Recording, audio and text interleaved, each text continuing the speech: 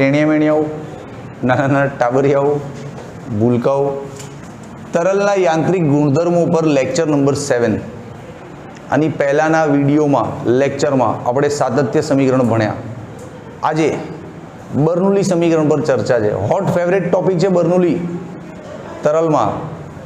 અરે વિદ્યાર્થીઓ શોધતા જ હોય બર્નૌલી ક્યાંથી મળે, ક્યાંથી ઇઝી લાગે, એમ સરળ લાગે. બર્નૌલી તમે 2-3 રીતે સાબિત કરી શકો, પણ આજે અહીંયા એક જ રીત કરાવડાવીશ તમારી ટેક્સ્ટબુક મુજબ, બરાબર? તો જુઓ શું છે બર્નૌલી કોન્સેપ્ટ. એકચ્યુઅલી ડેનિયલ બર્નૌલી નામના સાહેબ હતા. ડેનિયલ બર્નૌલી, શું નામ હતું આખું? ડેનિયલ બર્નૌલી. અક્ષર થોડાક નાના રાખીશ કેમ કે લખવાનું બહુ છે.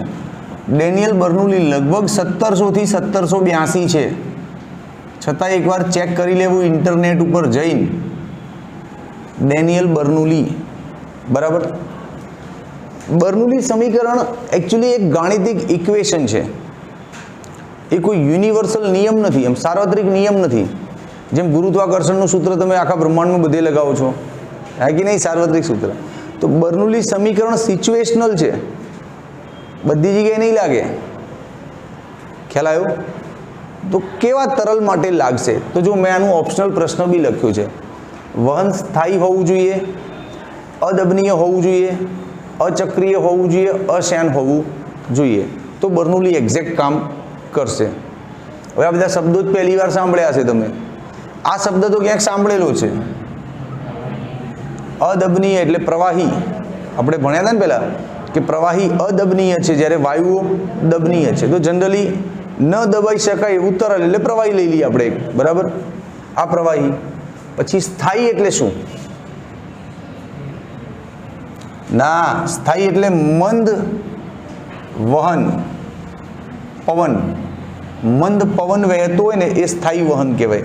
કા મંદ વહેતું ઝરણું, આ સ્થાયી વહન છે. સ્થાયી વહનની આ બર્નૌલી થિયરીમાં બધું નથી લખવાનું, ખાલી તમારું નોલેજ અપડેટ કરી દઉં એકવાર કે આ બધા શબ્દોનો તમને મતલબ ખબર પડી જાય. પછી હું બર્નૌલી લખાવાનું સ્ટાર્ટ કરીશ પ્રોફેશનલી, બરાબર? પહેલાં શબ્દોનો મતલબ સમજાવી દઉં. સ્થાયી વહન એટલે એવું વહન કે જેમાં તરલના દરેક કણનો આપેલા બિંદુએ વેગ સમાન હોય. હા સાહેબ શું ભૂલી ગયા? બરાબર, લખીએ. તરલના દરેક કણનો આપેલા બિંદુએ વેગ સમાન. આપેલા બિંદુએ વેગ સમાન. હવે મતલબ શું થાય આનું? આ તમારી ઇમેજિનેશનમાં કઈ રીતે બેસે? Feel the physics. ફીલ કઈ રીતે થયા તેની કલ્પના કરાવજો. સપોઝ આ એક માર્ગ છે અને અહીંથી તરલને વહેવાનું છે. સપોઝ તરલ આ પોઈન્ટ આગળ આવ્યા, એના કણ બધા, તો જેટલા બી કણ આવશે ને અહીંથી પસાર થશે ને, એ બધા કણનો વેગ સરખો હશે. સપોઝ આનો 5 તો આનો બી 5, આનો બી 5, આનો બી 5, 5, 5, 5. આ મતલબ થાય. અને પછી બધા એક સાથે અહીંયા પહોંચશે, આમ સમજો 5ની સ્પીડે. અને આ બિંદુ આગળ પાછો બધાનો વેગ સરખો થઈ જશે. સપોઝ અહીંયા બધાનો વેગ 7 છે, તો દરેક કણનો 7, 7, 7, 7, 7 થઈ જાય. પછી સપોઝ આ પોઈન્ટ આગળ પહોંચ્યા એટલે બધાનો વેગ 3 થઈ ગયો. તો બધાનો કણનો અહીંથી જે બી કણ પસાર થશે ને, એક કણ આવ્યું નીકળ્યું, બીજું આવ્યું, ત્રીજું આવ્યું, ચોથું આવ્યું, 5મું આવ્યું, ઝૂમ ઝૂમ ઝૂમ, આ બધાના વેગ સરખા છે જ્યારે એ લોકો અહીંથી પાસ થતા હશે ત્યારે. સપોઝ પહેલો કણ અહીંથી પાસ થયો અને કહેતો ગયો એ મારી સ્પીડ 3 હતી 2, તો બીજો આવશે ને એને બી સ્પીડ શું મળશે? 3 જ. એને ખબર પડી જશે કે મારે બી ત્યાંથી પાસ થઈશ ને એટલે સ્પીડ 3 જ મળશે. ખ્યાલ આવ્યો?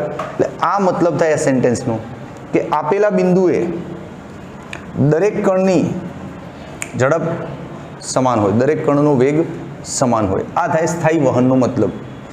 હવે અશ્યાન એટલે શું? ઓછી ચિકાસ. સિમ્પલ દેશી ભાષામાં સમજાવું, જેમ કે મધ, તો મધ ચિકાસ હોય ને તો મધ શ્યાન છે. પછી ઓઇલ, દિવેલ, આ બધા શ્યાન કહેવાય. એની તુલનામાં પાણી ઓછું શ્યાન છે. પાણી, હવા, આ બધામાં ચિકાસ ઓછી છે, હે ને? તો શ્યાન અશ્યાનનો મતલબ ખબર પડી કે નહીં? હા. પછી અચક્રીય. અમુક એવા પ્રવાહ હોય ને કે જેમાં તમે પેલું ચક્રડું મૂકો તો ગોળ ગોળ ફરતું ફરતું જાય, એ ચક્રીય વહન કહેવાય. હવે તમે ચક્રડું મૂકો અને ગોળ ગોળ ફર્યા વગર સીધું સીધું જાય તો અચક્રીય વહન. ક્લિયર? તો આ સિમ્પલ બેઝિક સમજણ આપી છે આ બધા શબ્દોની. હવે આપણું પ્રોફેશનલ બર્નોલી થિયરમ સ્ટાર્ટ કરીએ. આનો સ્ક્રીનશોટ લઈ લો ભાઈ.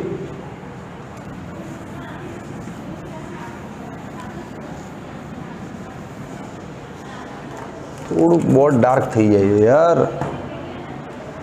એ હા, પડ્યું. ચાલો, મસ્ત થિયરી છે બર્નોલી, દિલથી છે દોસ્ત, મજા કરાવી દઈશ આમાં. જુઓ, એક વહન નળી લો. આમ આ રે નળી, અરે સાદી નળી બી લઈ લે. આમ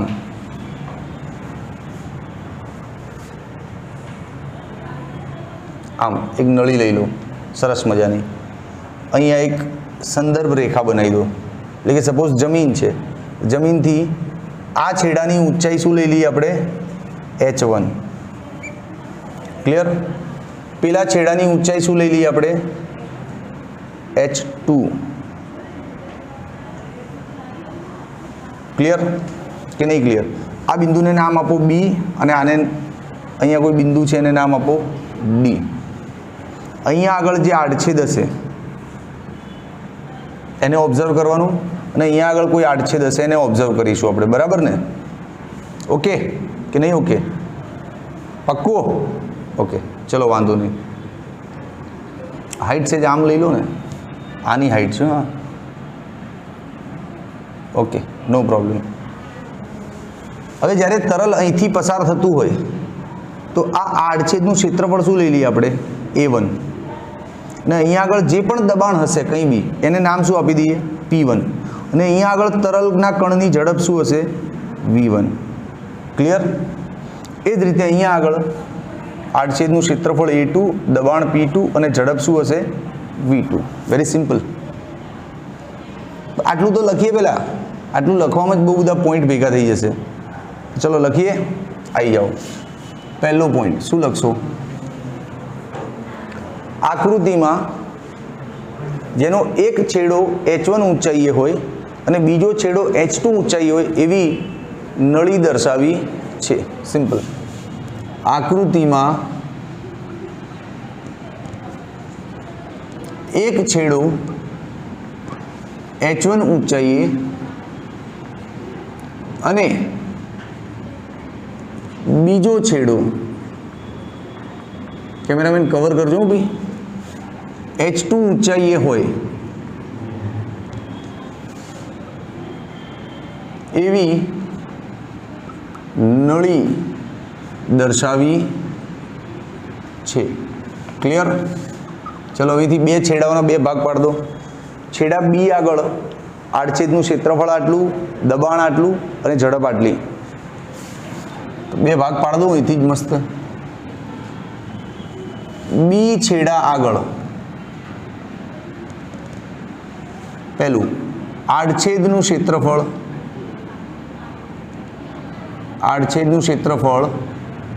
A1,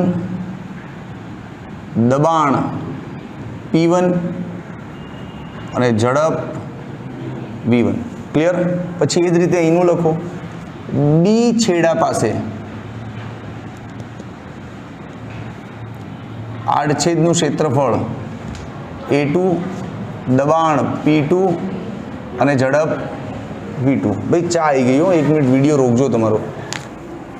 ઓકે, મજા આવી ગઈ ચામાં. હવે ચાલુ કરીએ આગળનું. અરે આ ત્રાસું લખ્યું, સીધું લખો. ક્લિયર? હવે જુઓ, દબાણ P1 અને આડછેદનું ક્ષેત્રફળ A1 હોય તો છેડા B આગળ બળ શું આવશે? PA. અરે બળ એટલે પા. અરે હદ કરો છો. બળ એટલે પા. હા, તો અહીંયા બળ શું આવશે? P2A2. હે ને? ઓકે. દબાણ તફાવતના કારણે પ્રવાહીને ઉપર તરફનો ધક્કો લાગે, ખબર છે? પણ એ રીતે નહીં કરવાની આ થિયરી, તમારા ચોપડીમાં એ રીતે નથી. ચલો વાંધો નહીં, હું મારી રીતે કરાવું. અહીંયા આગળ બળ શું આવ્યું? F1. અહીંયા આગળ બળ શું આવ્યું? F2. તો હવે બળના કારણે સ્થાનાંતર મળે કે ના મળે? તો સપોઝ તમે એવું સમજો કે પ્રવાહી આટલું સ્થાનાંતરિત થઈને અહીંયા પહોંચ્યું, અહીંયા પહોંચ્યું, બરાબર. તો આ સ્થાનાંતર કેટલું થયું હશે? ડી જેટલું થયું, સમજી લઈએ D1. અને સ્થાનાંતર એટલે ઝડપ ગુણ્યા સમય લઈ લઈએ ને, કે ના લઈએ? હા, તો D1 એટલે ઝડપ ઇન્ટુ સમય, આવું લેવાય, ડેલ્ટા ટી સમય. અચ્છા, આ ફ્લો આટલો ઉપર ગયો તો પેલો બી આગળ વધ્યો હશે, તો સપોઝ એ અહીંયા પહોંચ્યો હશે આમ, તો એણે કેટલું અંતર કાપ્યું? આ D2. અને D2 એટલે V2 ડેલ્ટા ટી. સમયગાળો સરખો રાખું છું, એટલે આ તો ખબર પડે છે ને, ઝડપ ગુણ્યા સમય એટલે અંતર. હા, બસ, તો સિમ્પલ છે. તો લખો બી. હવે લખો, મસ્ત પોઈન્ટ લખો. શું કે ડેલ્ટા ટી સમયગાળામાં બી આગળનું તરલ D1 જેટલું અંતર કાપી ને સી આગળ પહોંચ્યો. ક્યાં પહોંચ્યો? સી આગળ. અને એટલા જ સમયગાળામાં ડી આગળનું તરલ D2 અંતર કાપીને ક્યાં પહોંચ્યું? ઈ આગળ. લખી દો, ડેલ્ટા ટી સમયમાં બી આગળ થી તરલ D1 અંતર કાપીને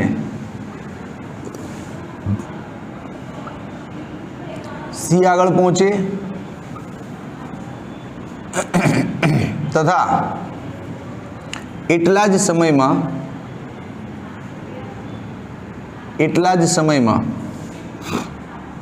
અહીંયા આગળ ડી આગળ રહેલું તરલ ઈ આગળ પહોંચે.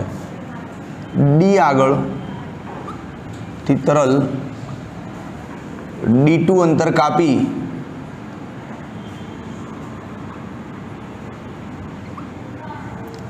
ઈ આગળ પહોંચે છે. ઈ આગળ પહોંચે છે. મસ્ત લખી દીધું ઓબ્ઝર્વેશન. હવે એક કામ કરો, બે કેસમાં કાર્ય શોધો કે અહીંયા આ ધક્કો લાગ્યો તો કેટલું કાર્ય થયું, અહીંયા બી આ ધક્કો લાગ્યો તો કેટલું કાર્ય થયું, રાઈટ? તો ચલો, અહીંયા કાર્યના પાછા બે ભાગ પડશે. બી થી સી માર્ગ માટે કાર્ય અને પછી ડી થી ઈ માર્ગ માટે કાર્ય. તો ચલો લખી લઈએ. કાર્ય લખવામાં આપણને ક્યાં વાંધો છે? આવી જ જાઓ. આને નામ આપીએ વર્ક 1, આને નામ આપીએ વર્ક 2. ડન? ઓકે. વર્ક 1 કાર્ય એટલે બળ ગુણ્યા સ્થાનાંતર, બળ ઇન્ટુ સ્થાનાંતર. આમાં બી કાર્ય એટલે બળ ગુણ્યા સ્થાનાંતર. ડન. ચલો, બળ શું છે ભાઈ? F1. સ્થાનાંતર શું છે? D1. હવે F1 એટલે આવ્યું ને, F એટલે પા, આ D1 એટલે V1 ડેલ્ટા ટી. સિમ્પલ છે કે નહીં?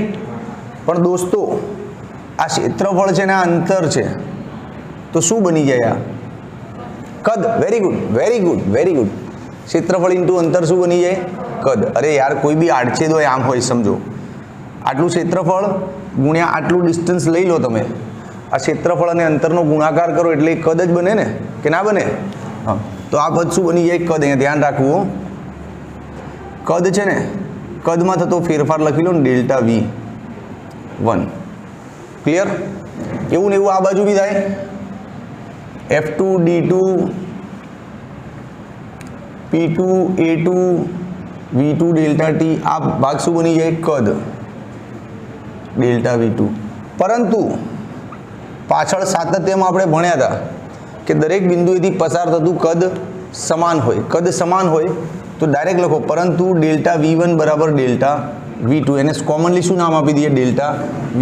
માટે વર્ક 1 શું આવ્યું? P1 delta V. અને આ શું આવ્યું? P2 delta V. પણ આ ઋણ લેવાનું છે. હવે તમારી બુદ્ધિમાં બેસશે જ નહીં સાહેબ, અચાનક ઋણ ક્યાંથી આવ્યું?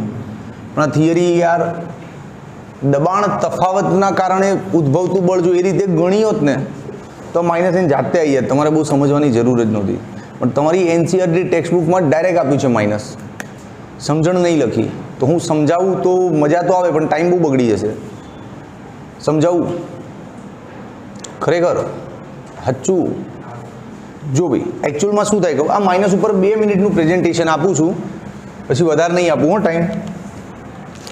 આ કોઈ બી તરલ છે, સપોઝ અહીંથી આટલું ઉપર ચડ્યું એમ, બરાબર, આટલો ફરક પડ્યો એને, ઓકે. તો આ ધક્કો આવ્યો ક્યાંથી? તો પાછળ આપ્યો કોણે ધક્કો? અહીંયા વાતાવરણે આપ્યો. તો અહીંથી વાતાવરણ ધક્કો ના આપીએ કેમ? પાછું ના ઠેલાયા? હા, પાછળથી વધારે મળ્યું હશે દબાણ, અને અહીંયા દબાણ ઓછું હશે. એટલે દબાણનો જ્યારે તફાવત સર્જાય ને ત્યારે લિક્વિડ આપોઆપ ફ્લો કરવા માંડે. ખરેખર તમે સમજો, આ કોઈ નળીમાં પાણી ભર્યું, તમે બહુ મસ્ત કોન્સેપ્ટ છે, ધ્યાનથી શીખજો. કોન્સેપ્ટનું ટાઇટલ શું છે? દબાણ તફાવતને લીધે ઉદ્ભવતું બળ. બહુ મસ્ત કોન્સેપ્ટ છે ભાઈ. દબાણ તફાવતને લીધે ઉદ્ભવતું બળ. એટલે કોઈ પણ લિક્વિડ, સપોઝ આ પાઇપ છે, એમાં આ લિક્વિડ ભર્યું છે આમ. હવે તરલ માટે શું નિયમ છે? બેઝિક નિયમ એવો છે કે જ્યાં દબાણ વધુ હોય ત્યાંથી ફ્લો સ્ટાર્ટ થાય ઓછા તરફ. પેલું નહીં આપણે કેમિસ્ટ્રીમાં ભણતા કે સળિયો ગરમ હોય, આ છેડો ગરમ હોય અને આ છેડો ઠંડો હોય, તો ઉષ્માનું પ્રસરણ ગરમથી ઠંડા તરફ થાય. સેમ ઘટના છે અહીંયા, કે વધુ દબાણથી ઓછા દબાણ તરફ વસ્તુઓ જાય, આ લિક્વિડ જાય, તરલ જાય. હું એમ કહું કે આ નળીના બંને છેડે દબાણ સરખું રાખ્યું છે. મેં અહીંયા પણ દબાણ રાખ્યું 5 પાસ્કલ અને અહીંયા પણ દબાણ રાખ્યું 5 પાસ્કલ. તો શું થશે? જાદુ થશે. જાદુ એવું થશે કે આ પાણી અહીંથી હલશે જ નહીં. ખ્યાલ આવ્યો? આ પાણી અહીંથી હલશે જ નહીં. જાદુ. પણ જેવું આ બાજુ દબાણ ઓછું થાય, સપોઝ 3 પાસ્કલ, તો હવે શું થશે? હા, તો આ પાણી ફ્લો કરવા માંડશે. પણ એ પાણીને કોઈ ધક્કો નહીં માર્યો, એ જાતે ફ્લો કરે છે. तो जाते तो कई रीते फ्लो करे, जब तक बल नहीं मिलेगा स्थानांतर कैसे कर पाएगा? तो कोई तो धक्का मिला होगा जिसकी वजह से ये स्थानांतर हो रहा है. तो ये जो धक्को मळ्यो ने ए बळने कहेवाय के दबाणमां तफावत आव्यो ने એટલે આ બળ સર્જાયું, આ તાકાત સર્જાઈ અને ફ્લો થવા માંડ્યું. ખ્યાલ આવ્યો? તમે નહીં કર્યું. દબાણમાં ફરક પડ્યો ને, 5 હોત તો કંઈ જ ના થાત, તો એમને અટકી દેત.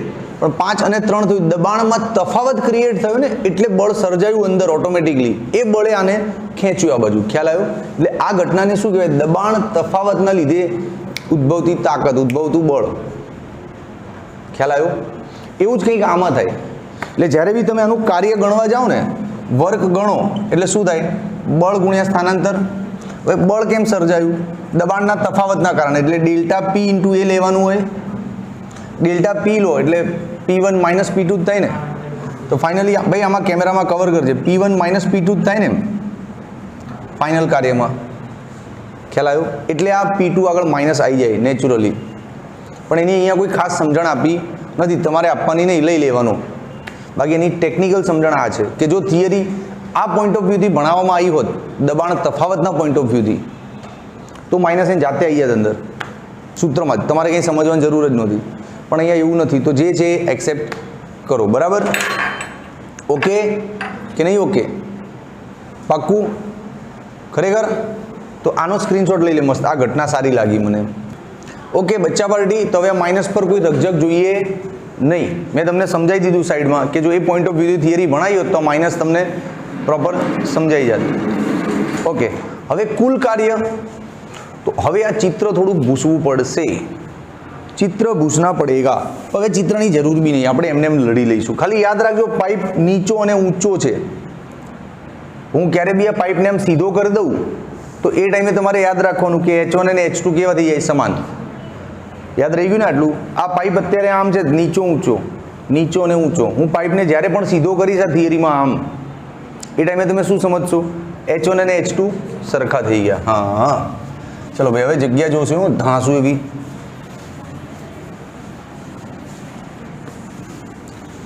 ચલો આવી જ જાઓ. હવે કુલ કાર્ય લખીએ. ચલો અહીંથી થિયરી ગેરમાં આવે ભાઈ. હવે કુલ કાર્ય, તો કુલ કાર્ય એટલે W1 પ્લસ W2. W1 ક્યાં ગયું? આવ્યું ને P1 ડેલ્ટા V, અને પેલું શું છે? Minus P2 delta V. P1 minus P2 into delta V. આ થઈ ગયું કુલ કાર્ય. નોંધી લો આને. સમીકરણ એક નામ આપીને છોડ દો આને, મસ્ત આમ. હવે આ કાર્ય ક્યાં વપરાયું એ ખાસ જોવાનું છે કે તરલ પર આટલું કાર્ય થયું અને તરલ આમ ઉપર ચડ્યું, અહીંથી ધક્કો લાગ્યો ને અહીંથી આમ ઉપર ચડ્યું. તરલ પર આ જે કાર્ય થયું એ ગયું ક્યાં? તરલની અંદર એવું તો શું કર્યું આ કાર્યએ? તો ભાઈ કોમન સેન્સની વાત છે. તરલ આમ ઉપર ચડ્યું એટલે એની સ્થિતિ ઉર્જામાં ફેરફાર થયો કે નહીં? સ્થિતિ ઉર્જામાં ફેરફાર થયો કે નહીં? તો એમાં આ કાર્ય વપરાયું હશે કે એની સ્થિતિ ઉર્જા બદલવા માટે આ કાર્ય યુઝ થઈ ગયું. બીજું એની ગતિ ઉર્જામાં ફેરફાર થયો. અહીંયા સ્પીડ V1 હતી ને અહીંયા સ્પીડ V2 થઈ ગઈ, તો ગતિ ઉર્જામાં કંઈક ફેરફાર થયો હશે ને? હા. તો ઉર્જા સંરક્ષણના નિયમ મુજબ આ બધું કાર્ય ગતિ ઉર્જા અને સ્થિતિ ઉર્જાના ફેરફારમાં ખર્ચ થાય છે. આ થિયરીમાં આપણે અવરોધ ને બધું અવગણી રહ્યા છીએ, એ બધું છેલ્લે ચર્ચા કરીશું, ચિંતા ના કરશો. ઓકે, તમે અત્યારે એવું સમજો કે આ બધું જ કાર્ય ગતિ ઉર્જા અને સ્થિતિ ઉર્જામાં ફેરફાર કરવામાં વપરાય છે. તો લખી દો મસ્ત આમ ધાસુ પોઈન્ટ આમ કે આ કાર્ય ગતિ ઉર્જા અને સ્થિતિ ઉર્જામાં ફેરફાર કરવામાં વપરાય છે, ખર્ચ થાય છે. તો હું એમ કહું કે ગતિ ઉર્જામાં ફેરફાર 5 જૂલ થયો. સમજો, દેશી વાત છે ખાલી. ગતિ ઉર્જામાં ફેરફાર 5 જૂલ થયો અને સ્થિતિ ઉર્જામાં ફેરફાર 6 જૂલ થયો. તો બંનેનો સરવાળો શું થાય? 11 જૂલ. તો એટલું જ આ કાર્ય હશે ને? હલો, સમજો, દેશી વાત એકદમ. તો હવે મારે આગળ શું કરવું જોઈએ? મેથેમેટિક્સ સેટ કરવા. હું એવું કરું કે ગતિ ઉર્જાનો ફેરફાર શોધી લઉં, સ્થિતિ ઉર્જાનો ફેરફાર શોધી લઉં, બંનેનું પ્લસ કરું, એ જે આવશે ને that will be equal to this. ખરેખર યાદ રહી જશે ને? તો ચલો હું અહીંયા ગતિ ઉર્જાનો ફેરફાર શોધું, સ્થિતિ ઉર્જાનો ફેરફાર શોધું, બેનો સરવાળો કરીને શું કરીશ? આની સાથે ઇક્વલમાં લઈ લઈશ. ચલો આવી જાઓ. તો અહીંથી પાછા 2 ભાગ પાડીએ. મારી તો થિયરીમાં 2 ભાગ બહુ પડે યાર. કેટલી વાર પડ્યા? જો ત્રીજી વાર છે. પહેલી વાર અહીંયા પડ્યા, બીજી વાર અહીંયા પડ્યા. બોર્ડમાં લખાઈ રહે ને એટલે આવું કરવું પડે, જગ્યા મળી રહે ને એમ. ચલો અહીંયા લખો ગતિ ઉર્જાના ફેરફાર. આમ તો શબ્દો બહુ લખવા પડે પણ એટલું લાંબુ પડે ને કે તમે આટલું મેથેમેટિક્સ લખશો તો ચાલશે. ગતિ ઉર્જામાં ફેરફાર અને સ્થિતિ ઉર્જામાં ફેરફાર. હવે ખુરશી લઈને બેસી જવું તો મસ્ત લખાય એમ. ગતિ ઉર્જાનો ફેરફાર શું કહીશું આપણે એને? ડેલ્ટા કે. ડેલ્ટા કે બરાબર K2 માઇનસ K1. હવે સૂત્ર શું આવશે? Half V², half m. દળ સરખા રાખ્યા છે. સાતત્ય સમીકરણમાં શીખ્યા હતા આપણે, જેમ કદ સરખું હોય ને એમ કોઈ પણ આડછેદમાંથી પસાર થતું દળ અને બીજા આડછેદમાંથી પસાર થતું દળ સરખું હોય, દળ ફ્લક્સ કહેવાય ને. એટલે દળને M1 M2 નામ નહીં આપે અમે. ખ્યાલ આવ્યો? ચલો આ ખબર પડે છે ભાઈ? Okay. Half m common V2² minus V1². હવે આ દળનું તો ઘનતા ગુણ્યા કદ લેવાય. હાય હાય, એટલે ખબર પડવી જોઈએ યાર. સાહેબ એકલા એકલા ભણે એવું ના ચાલે. એવું ના થાય ને કે સાહેબ પોતે જ ભણી રહ્યા છે, પોતે જ શીખી રહ્યા છે. આ દળને બદલી નાખ્યું યાર. શું વાત કરો છો? આ દળ અહીંયા કોમન લીધો હતો ને, એ દળને અહીંયા જો આ બદલ્યું આટલા રેન્જમાં, ઘનતા ગુણ્યા કદ લઈ લીધું. क्लियर કે નહીં ક્લિયર? तो इसको अब डेल्टा के बोल के छोड़ दो, समीकरण 2 हो गया काम. बराबर. थोड़ो कलर वलर करिए तो थियरी में रंग आवे, आम मजा आवे आम. समीकरण 2. હવે એ જ રીતે આપણે શું શોધવાનું છે? સ્થિતિ ઉર્જાનો ફેરફાર છે ને. બર્નોલી ધાસુ લાંબુ, હજી તો બહુ બાકી છે. હજી તો આટલું આટલું બોર્ડ ફરી ભરાશે, એટલે ગભરાતા નહીં. ચલો, સ્થિતિ ઉર્જાને આમ તો V વડે દર્શાવે, પણ અહીંયા V બહુ થઈ ગયા છે. કદ માટે પણ V, ઝડપ માટે પણ V, એટલે હું સ્થિતિ ઉર્જાને U વડે દર્શાવું. સ્થિતિ ઉર્જામાં ફેરફાર U2 માઇનસ U1. mgh. બોલો, કોઈ તકલીફ? mg કોમન લઈ લો, H2 માઇનસ H1 ક્લિયર છે.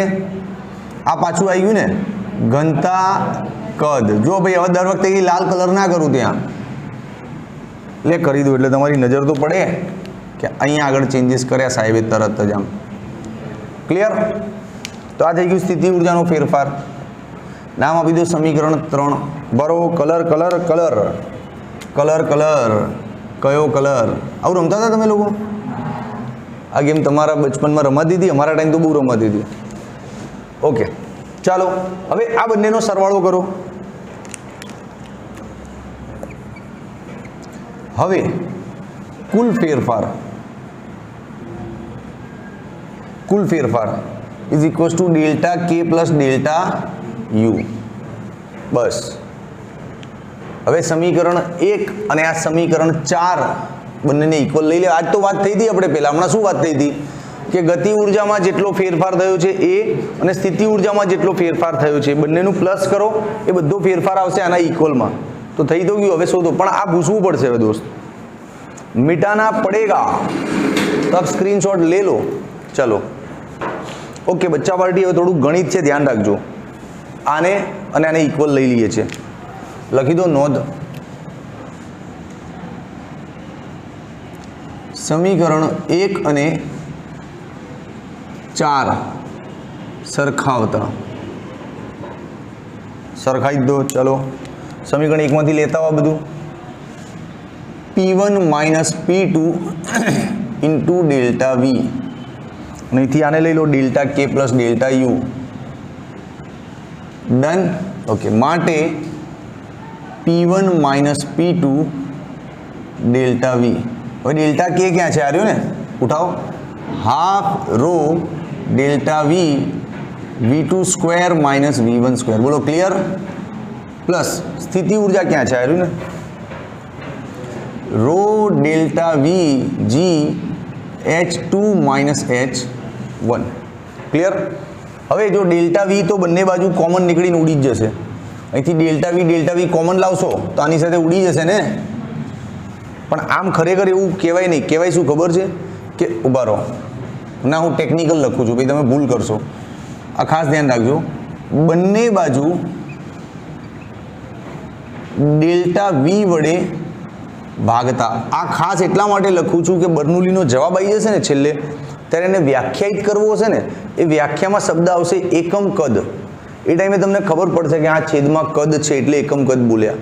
તમે ઉડાડી દેશો તો લોચો પડશે. તો ચલો જુઓ, ભલે એક સ્ટેપ વધી જાય પણ લખો સિસ્ટમેટિક એમ.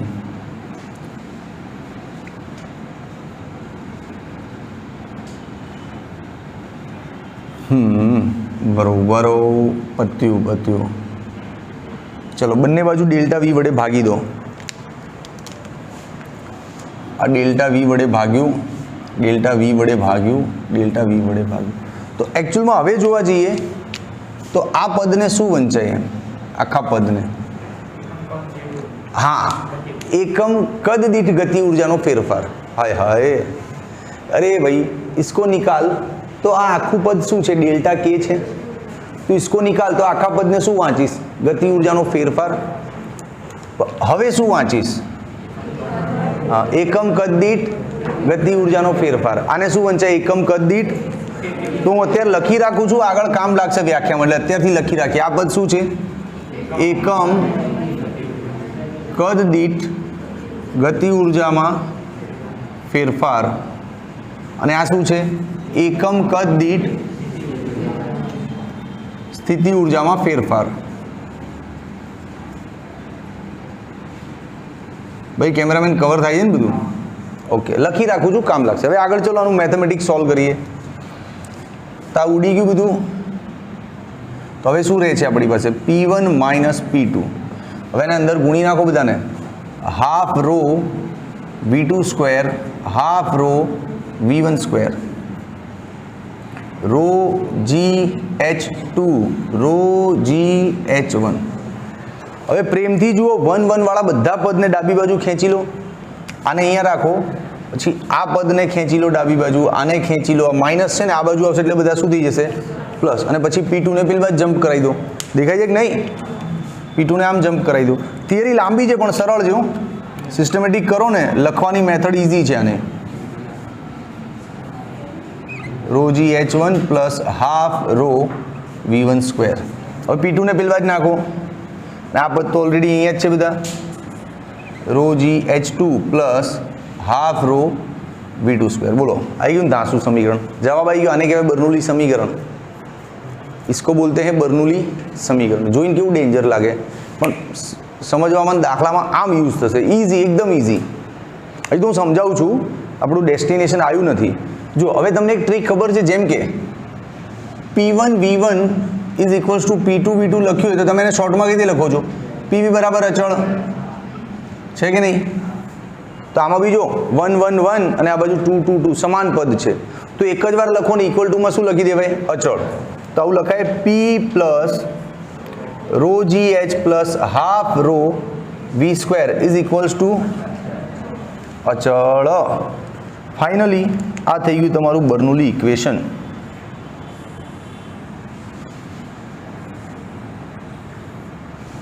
બોલો ક્લિયર છે?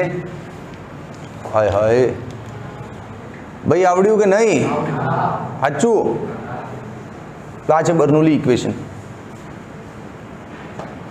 ડાયલોગ લખવો હોય તો અહીંથી લખી જ દેજો. હવે ડાયલોગ જાતે લખજો. હું થાક્યો ભાઈ. શું લખશો? વહેતા તરલના એકમ કદ દીઠ સ્થિતિ ઉર્જામાં ફેરફાર, એકમ કદ દીઠ ગતિ ઉર્જામાં ફેરફાર અને દબાણનો સરવાળો અચળ થાય. સિમ્પલ. બરાબર છે? ટીંગ ટીંગ ટીંગ ટીંગ ટીંગ અચળ થાય.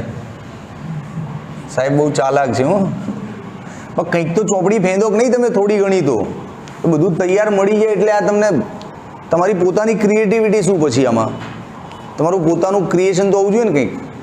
ક્લિયર છે? બસ મારી દ્રષ્ટિએ થિયરી અહીંયા પૂરી થાય, પણ હજી આમાં હું કંઈક સમજાવવા માગું છું સારું એમ. તમે સ્ક્રીનશોટ લઈ લો, પછી બેસીને ટાઈમ પાસ કરીએ થિયરી પર 5 મિનિટ ડીપમાં જઈએ એકદમ. ચલો ઓકે. હવે જાણવા જો નોલેજ આપું તમને, બધું જે એક માર્કના VSQ MCQમાં પૂછાય. જેમ કે પહેલું જ,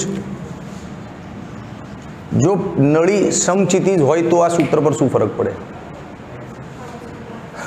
હાઈટ સમાન. આપણે વાત તો થઈ હતી કે જો નળી સમક્ષિતિજ હોય તો આપણે જ્યારે થિયરી સ્ટાર્ટ કરી ત્યારે નળી આવી લીધી હતી. આમ આ H1 હાઈટ અને આ શું લીધું હતું? H2 height. અને આવું કર્યું હતું. પણ નળી તારી સીધી હોય તો આમ હોય તો આ H1 અને H2 સમાન થઈ જાય ને? હા, તો H1 અને H2 સમાન થઈ જાય. અને H1 અને H2 સમાન થાય દોસ્ત, તો આ સૂત્ર પર ફરક પડી જાય ભાઈ. આ પદ ગાયબ થઈ જાય. કેમ? H1 અને H2 સમાન હોય તો આ અને આ બે સામસામે ઉડી ના જાય? એમ ઉડી જાય તો પછી આ બે જ પદ વધે ને, આ અને આ. સિમ્પલ. બોલો શું કહો છો? હલો, समझ में आ रहा है कि समझ में से जा रहा है? आ रहा है ना? हाँ. તો નળી સમક્ષિતિજ હોય તો આવું થાય. સાચું કહું છું, થાય. જોઈ લે, સાબિતી છે આપણી પાસે.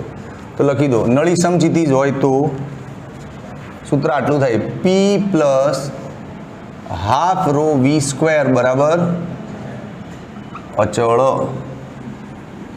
ક્લિયર? ચલો ઠીક છે. હવે બીજું એક ધાસુ ઓબ્ઝર્વેશન, ગજબનું. આ સૂત્ર લેતા હો મેદાનમાં. ચલો અહીંયા હવે આ સૂત્રના છોતરા કાઢીએ આપણે. ભાઈ પેલું હું કહેતા ભૂલી ગયો, થોડુંક તો ટેક્સ્ટ બુક વાંચશો ને પછી તમે, કે બર્નૌલી સમીકરણ ઉર્જા સંરક્ષણનો નિયમ દર્શાવે છે, પણ આ સિચ્યુએશનલ નિયમ છે. આપણે આમાં ઘર્ષણના કારણે ઉત્પન્ન થતો અવરોધ, પછી તરલના આંતરિક સ્તરો જે ઘસાય એકબીજા સાથે, એના કારણે શ્યાનતા બળ ઉદ્ભવે, અવરોધ બળ પેદા થાય અને રોકે ગતિને. એ બધામાં ઉર્જાનો ખર્ચ થાય. પણ આપણે બધું ધ્યાનમાં જ નહીં લીધું, કેમ કે આપણે તો ટોટલ ખર્ચો કોની પર નાખ્યો? કે અને યુ પર. આપણે બધો ખર્ચો કોની જોડે આપી દીધો? ગતિ ઉર્જા અને સ્થિતિ ઉર્જા. બાકી બધા ખર્ચા થાય અને અહીંયા એડ થાય અને આ સમીકરણ બને જ નહીં તારું. પણ એ બધાને આપણે અવગણ્યા છે. હલો, કોને અવગણ્યા છે? પ્રવાહ તરલ વહેતું હોય ને એટલે અંદર એના સ્તર હોય ને એકબીજા પર આમ ઘસડાતા હોય, એના કારણે અવરોધ પેદા થાય, ઘસારો પેદા થાય. એ અવરોધને આમ તો શ્યાન બળ કહેવાય, પણ તમે ઘસારા બળ સમજી લો દેશી. તો ઘસાય. હવે સિમ્પલ સી બાત હે યાર, તું એકલો એકલો હેડ આમ કા દૂર દૂર હેડ તો તારી સ્પીડને ફરક નહીં પડે, પણ તમે 3 જણા એકબીજાને આમ અડી અડીને હેડો તો શું થાય? ઘસાય ને. અરે it is not funny, seriously કહું છું. ભીડમાં ચાલો તો બધા એકબીજા તમને આમ આમ ડોલાવે ને, સ્પીડ ઓછી થાય કે નહીં? ત્યાં ઉર્જાનો વપરાશ થાય, પણ એ ઉર્જા આપણે આમાં ધ્યાનમાં નહીં લીધી. એટલે મસ્ત સરસ એક પેરાગ્રાફ બનાવીને લખી દેજો, ટેક્સ્ટ બુક વાંચજો અને સરસ ઘર્ષણ ને કઈ કઈ ઉર્જા નથી લીધી એની વિશે લખજો. ઓલમોસ્ટ તો હું બોલી ગયો છું, છતાંય તમે વાંચજો, બરાબર? હવે આ એક ધાસુ ઓબ્ઝર્વેશન છે, આ થિયરીમાં નથી, થોડુંક મારી તરફથી. કેમ કે ઘણા બાળકો છે ને પ્રશ્નો બહુ ગજબ ગજબ લઈને આવે. ઘણીવાર ઘણા પુસ્તકોમાં એવું લખ્યું હોય કે બર્નૂલીના સિદ્ધાંત મુજબ ઝડપ વધી તો દબાણ ઘટી ગયું. આ સેન્ટેન્સ ઉપર રિસર્ચ કરી આપણે. શું લખે છે ઘણી જગ્યાએ કે બર્નૂલીના સિદ્ધાંત મુજબ દબાણ વધે તો ઝડપ ઘટે. આ વાક્ય ગોખી રાખે છે બધા, પણ સમજવાનો ક્યારે પ્રયત્ન નહીં કર્યો અંદર જઈને કે આનો શું મતલબ થાય. કેમ આવું દબાણ વધી જાય જે જગ્યાએ ત્યાં ઝડપ ઘટી જાય એવું કેમ? અને પાછું બર્નૂલી કહે છે, આમાંથી કોઈ કંઈ કહેતું નહીં. કહે છે ધ્યાનથી જુઓ, આ ત્રણેયનો સરવાળો અચળ રાખવાનો છે. સમજો, સપોઝ આ ત્રણેયનો સરવાળો અચળ રાખવાનો મતલબ કે સપોઝ આની વેલ્યુ છે 10, આની આખાની વેલ્યુ છે 15 અને આની આખાની વેલ્યુ છે 20. તો આ બધાનો સરવાળો શું થશે? 45 થવો જોઈએ ને. હવે કોઈ પણ પરિસ્થિતિ થાય, અહીંયા ભલે અંદર અંદર આ લોકો બાજે, પણ જવાબ શું નીકળવો જોઈએ? 45. એનો જ મતલબ થાય ને અચળ. અચળ મતલબ આ જવાબ બદલાશે નહીં. તો હું એમ કહું કોઈ કારણસર આ વધી ગયું, સપોઝ આ થઈ ગયું તારું 20 અને આ એમનું એમ છે સપોઝ, તો હવે આનું શું થશે? એને ઘટવું પડશે તો જ સરવાળો 45 રહેશે. આ કેટલું થઈ જશે? 10. તો જો હવે સરવાળો શું રહેશે? 45. તો બહુ દેશી તરીકો છે આ સમજાવવાનો, કે બર્નૂલીમાં ચોખ્ખું દેખાય છે કે આ વધ્યું તો જો આ ઝડપવાળું પદ ઘટ્યું. હાય હાય, સમજ में आ रहा है कि नहीं आ रहा है? તો સ્પષ્ટ દેખાયું કે નહીં તમને? તો હવે પછી યાદ રાખજો, જે જગ્યાએ ઝડપ વધી જાય ત્યાં દબાણ ઘટી જાય. સિમ્પલ એક્ઝામ્પલ આપું, એક પાઇપ છે, જેમ કે જો આ રે પાઇપ, બરાબર? આ પાઇપ આગળ જઈને આમ સાંકડી થઈ ગઈ આમ. હવે આ પહોળા છેડા પાસે ઝડપ ઓછી હોય અને સાંકડા છેડા પાસે ઝડપ વધુ હોય ને, તો મને કોઈ દબાણ ક્યાં વધારે હશે?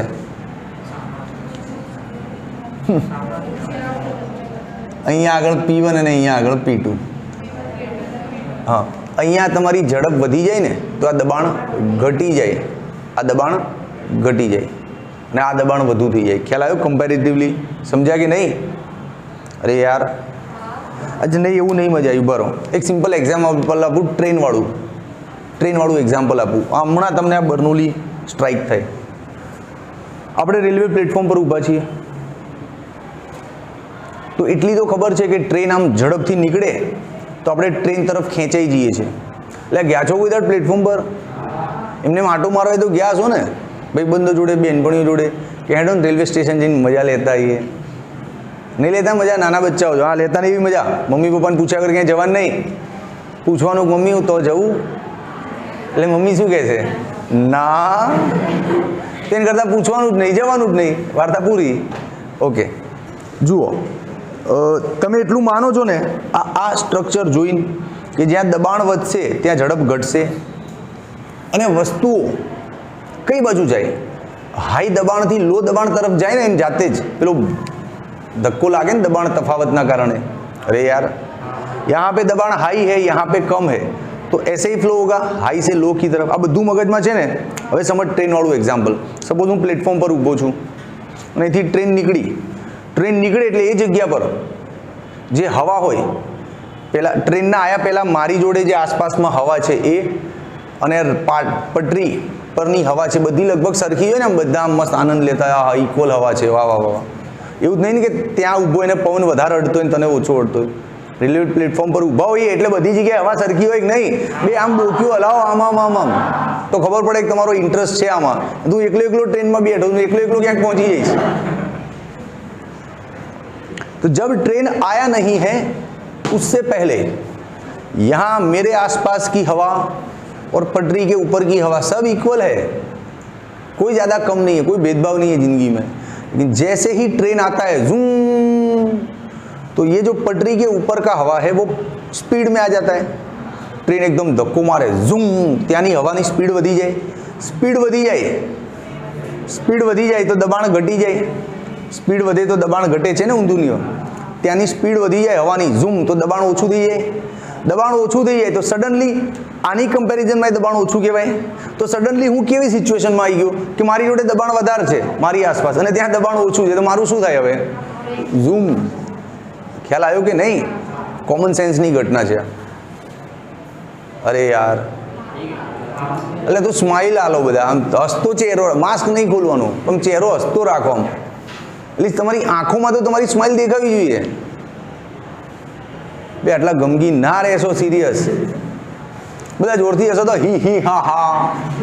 જે ના હશે એની એકલોથી માના હમ. ચલો હશો જલ્દી. ચલો 1 2 3 હી હી હા હા હા.